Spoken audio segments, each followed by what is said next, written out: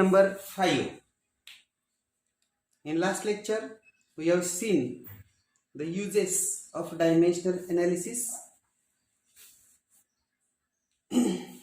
That is, there are 3 uses we have seen. Today's lecture, we are going to see the limitations of dimensional analysis.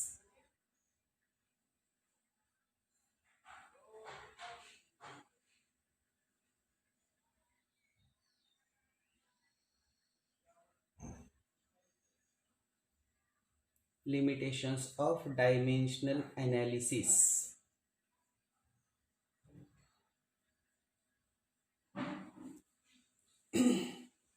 Okay, here we will see the first limitation.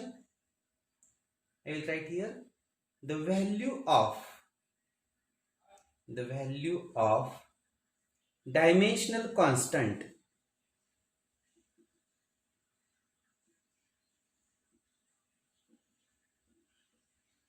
can be obtained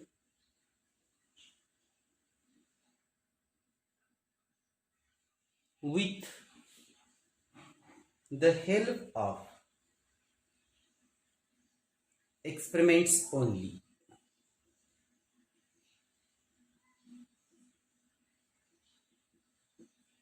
The value of dimensional constant can be obtained with the help of experiments only. For example, suppose we consider we are seen, that is, we obtain the relation between T, L and G in case of simple pendulum.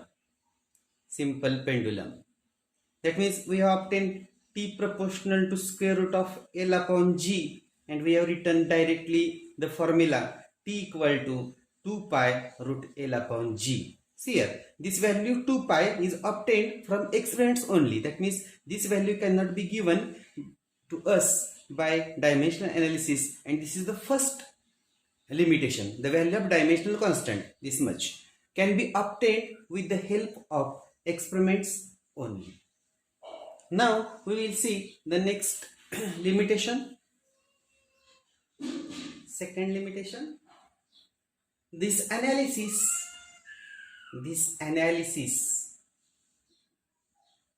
can't be used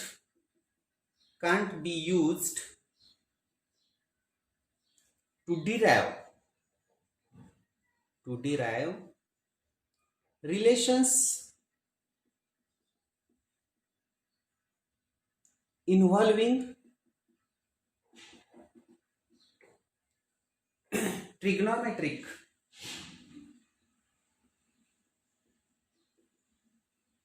exponential and logarithmic functions, as these quantities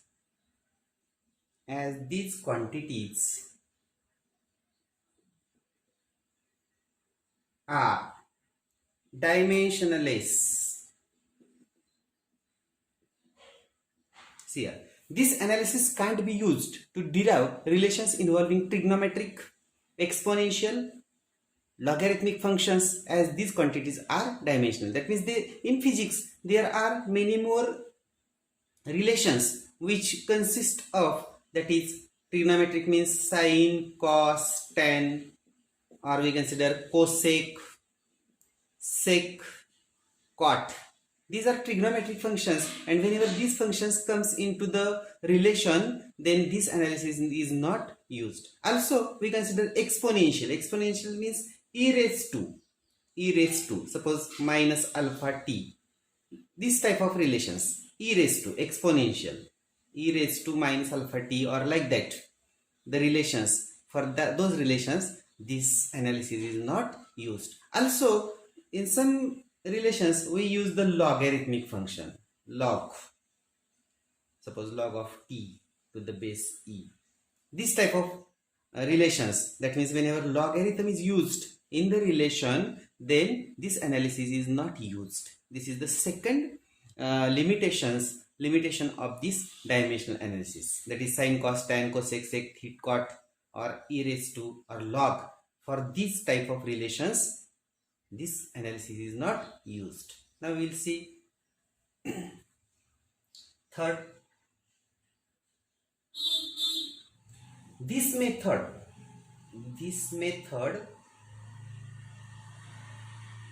is not useful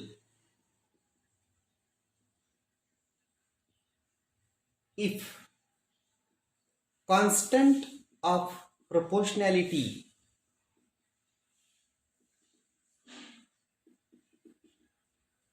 is not a dimensionless quantity.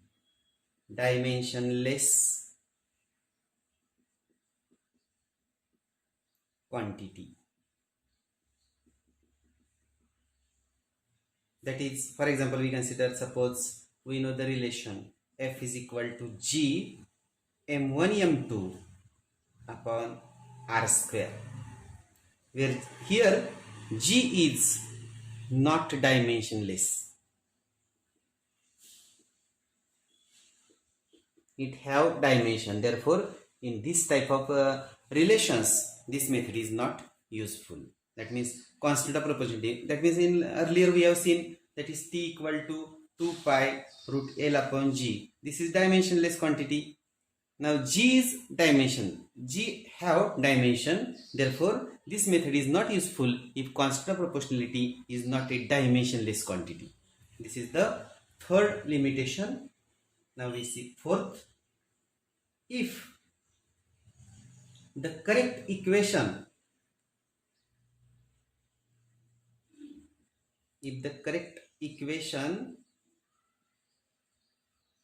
contains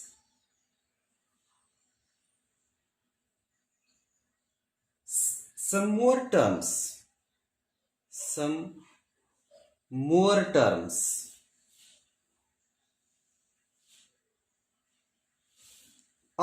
of the same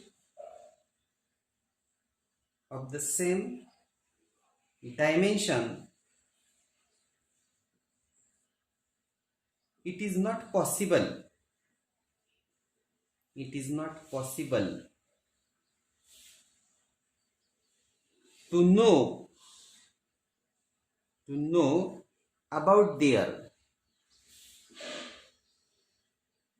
about their presence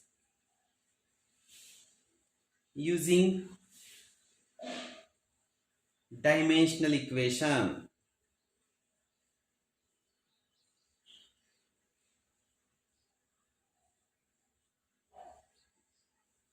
If the correct equation contains some more terms, that means if there is addition or much more terms of same dimensions, then it is not possible to know about their presence using dimensional equation. That means suppose on left hand side there is one term, but on right hand side we consider there are 2 or 3 terms, then that presence of the physical quantities is not, that means we can conclude the presence of that physical quantities by using the dimensional equation. These are 4 limitations of the dimensional analysis. Again, I will conclude here. The value of dimensional constant can be obtained with the help of experiments only. That means by using dimensional analysis, we can't obtain the value of that constant. This analysis can't be used to derive relations involving trigonometric, exponential and logarithmic functions, as these quantities are dimensionless. This method is not useful if constant of proportionality is not a dimensionless quantity. For example, f equal to g m1 m2 upon r square, here g is not dimensionless. And fourth one, if the correct equation contains some more terms of the same dimension, it is not possible to know about their presence using dimensional equation. Then these are the limitations of dimensional analysis. I hope you all understand this. Now we will consider the next article.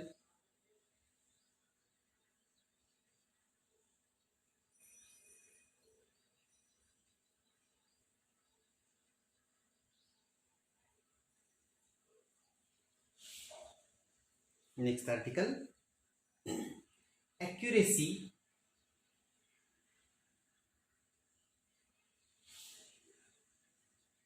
precision and uncertainties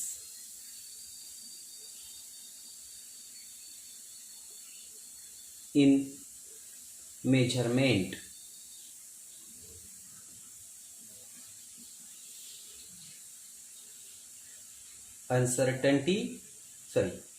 Accuracy, precision and uncertainty in measurement. See here, accuracy. I will write here, accuracy is how close a measurement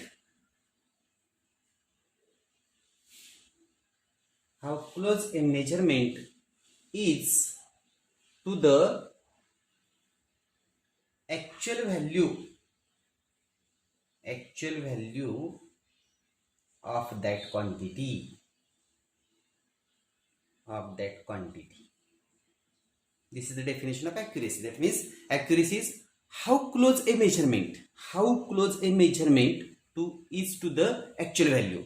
That means our measurement, whenever that measurement is very close to the actual value of that quantity, then we can say that measurement is much more accurate, or we consider it is accuracy of that instrument. Now, possible uncertainties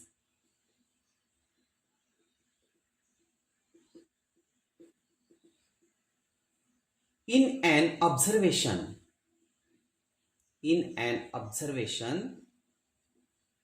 may arise due to following reason. I will write here reasons.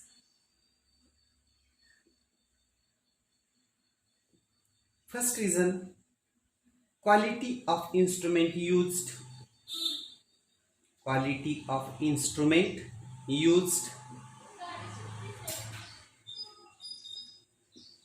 That means whenever we have not used the quality instrument, then that uncertainty comes in the observation. That means for better accuracy, the instrument must have good quality. Then second, skill of the person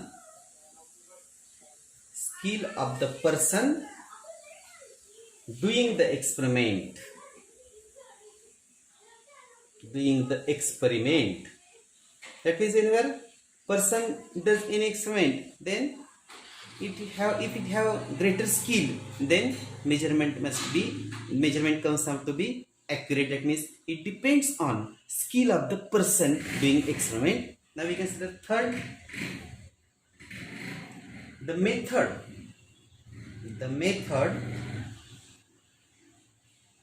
used for measurement. That means accuracy also depends, or uncertainty also depends on the method used for the measurement. That means method must be accurate. And last one we consider fourth, external or internal factors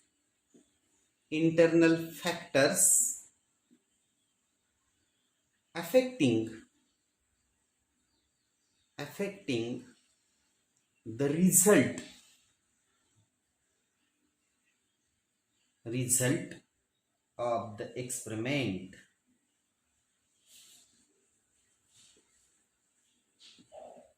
That means external or internal factors affecting the result of the experiment. That means suppose we consider we have done some experiments in winter season or some experiments in summer season, then external factor, that means temperature of the surrounding, it affects the result of the experiment. That means it depends on the external internal factors affecting the result of the experiment. That means sometimes internal factors within experiment, some factor comes there.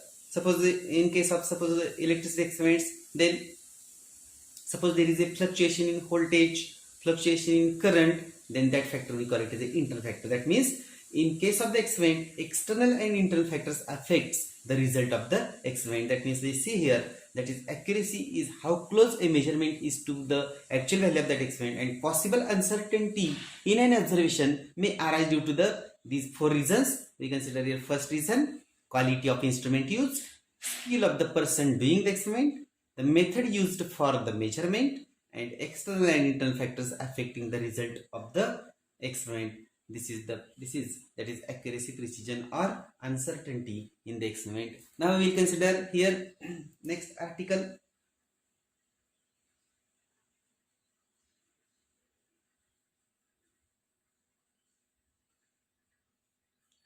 Errors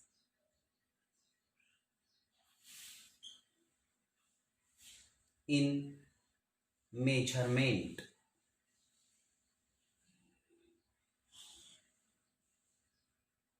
Suppose we are going to do some experiment, then in the measurement of different things there arises some errors. We are going to see the errors. Now errors arise due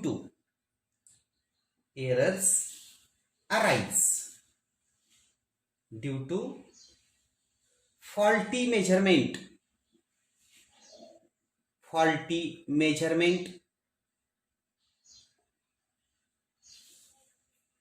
of physical quantities.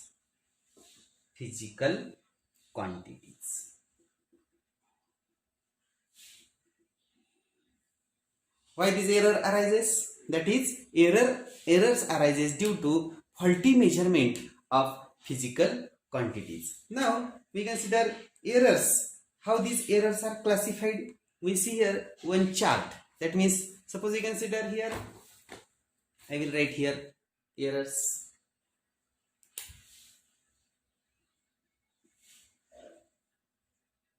Then these errors can be classified like this. Here we consider systematic error,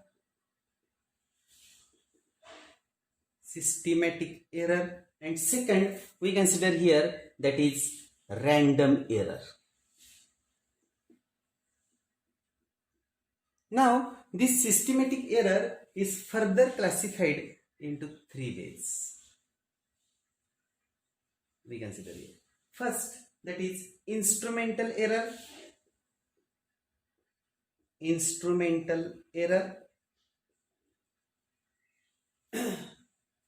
Second, error due to imperfection in experimental techniques.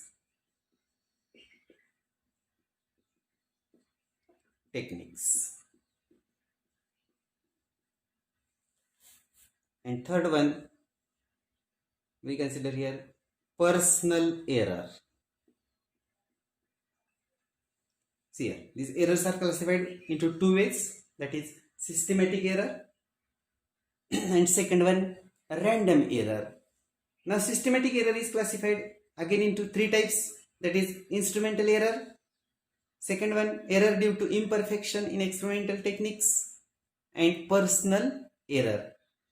These are the types of errors. Now here we consider one by one, but in next lecture. Thank you.